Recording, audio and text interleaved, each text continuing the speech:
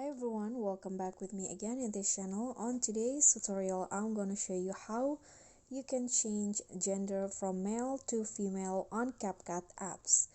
So this feature can only be used on photos. I've already imported a photo of a male and I want to change, or I want to do some gender swap to change the male to female. So what you need to do is go to effect, then click on the photo effects, and in here just swipe the effect until you find gender swap.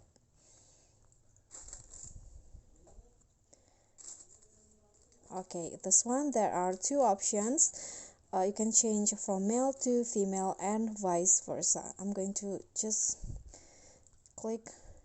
Okay, you can see now the photo has been changed into a female. So this is the before. This is the before and here is the after.